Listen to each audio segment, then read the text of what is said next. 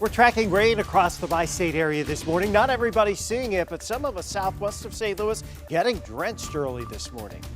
Now they can't go outside and have fun anymore because, they got to worry about maybe being shot or catching a stray bullet or something. A call to action after a day at the park turned deadly. This morning, what locals are saying after a quintuple shooting in North St. Louis County. Plus, turning up the heat for some training on the tarmac. How emergency crews at Lambert Airport are preparing for a worst-case scenario. Today in St. Louis, Weekend Edition starts right now. This is Today in St. Louis, focused on you.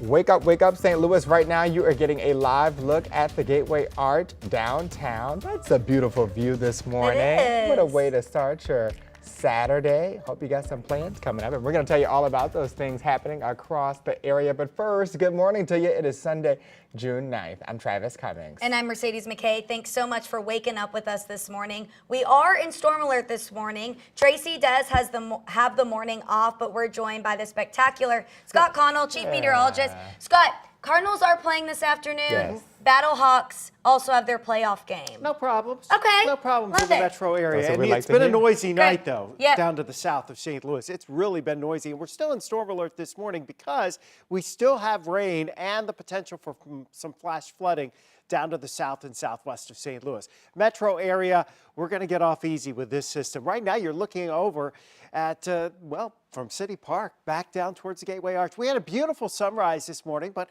clouds are pretty dominant in our sky. As you go to the south and southwest of St. Louis, there's a lot of rain falling out of those clouds. In fact, we've had some heavier rain.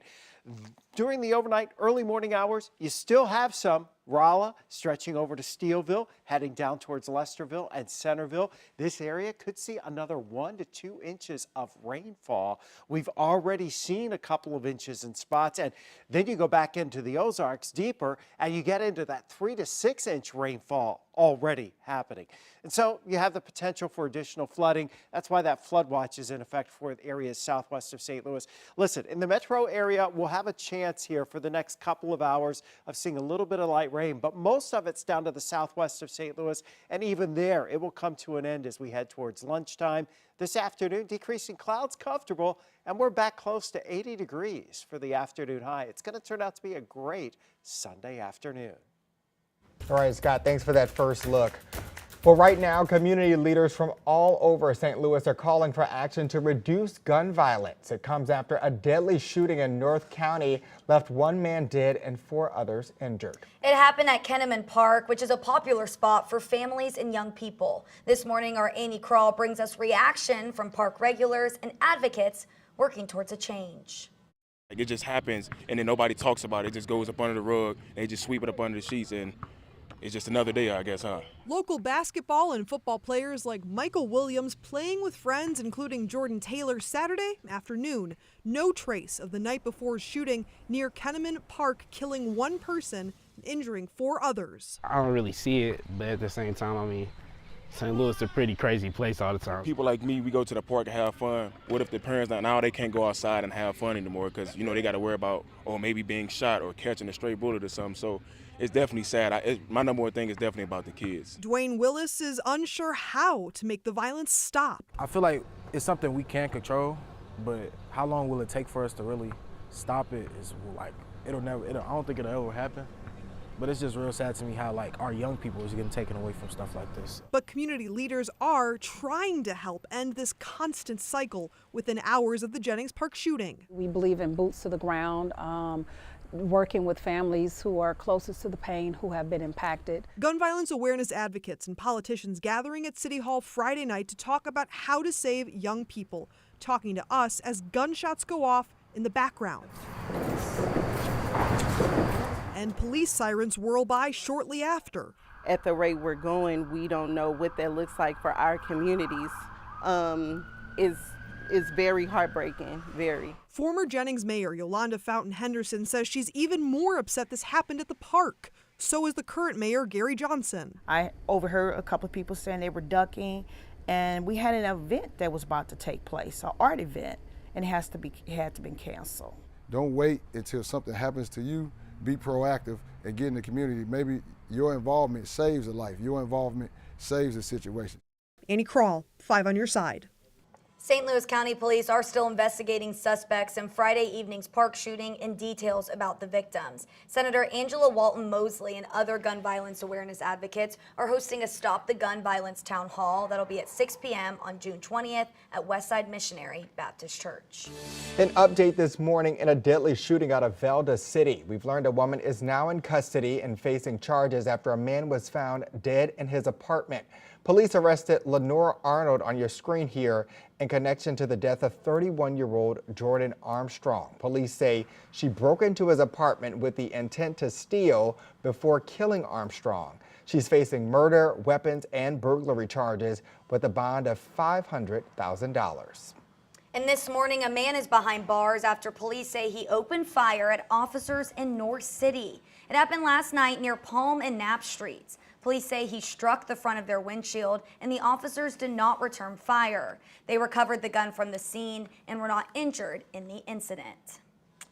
And another person is in custody this morning, accused of killing his two brothers in Illinois. Jeffrey Oswick had a nationwide warrant out for his arrest and was taken in after police spotted him at the Arch. Oswick's brothers were found shot inside their mother's home near Chicago.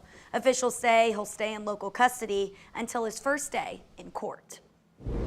All right, the time now is 6:07 and you're taking a live look over at Lambert International Airport. And as Scott said, things are looking great this morning in the skies. I just checked FlightAware on my phone just a couple of minutes ago and the flights are looking wonderful, which is good because it's summer. People want to get out of here. They don't want to be stuck in St. Louis. They want to travel away, you know, if there's nothing and you want to see some family out there. So yeah, so things are looking great in the skies.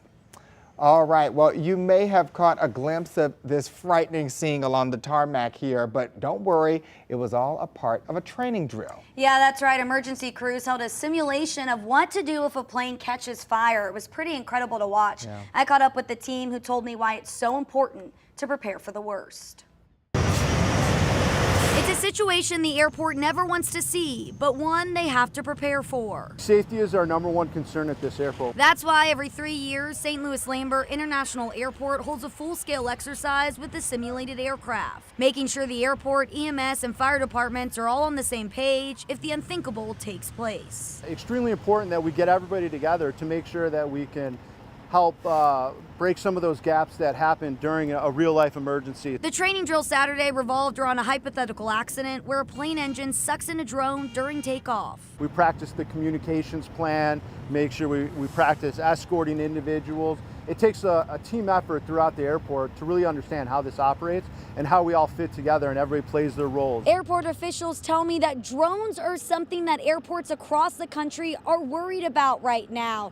Recently, there was actually an unidentified drone here at Lambert Airport, which almost shut everything down. That's why emergency drills like this one are so important. We've been having these drone exercises about once a month for the past 3 or 4 months, so it definitely helps us out that we have been prepared. 60 volunteers participated, acting as injured victims so EMS and firefighters could practice triage. Even chaplains in the Department of Mental Health were there for the drill. People are in high stress situations and they are very worried about their loved ones and they need that extra layer of support. Support that everyone at the training is ready to provide if our city ever finds itself in this kind of emergency. It is so important to provide people with the support they need and answers that they need and any kind of resources that they may need.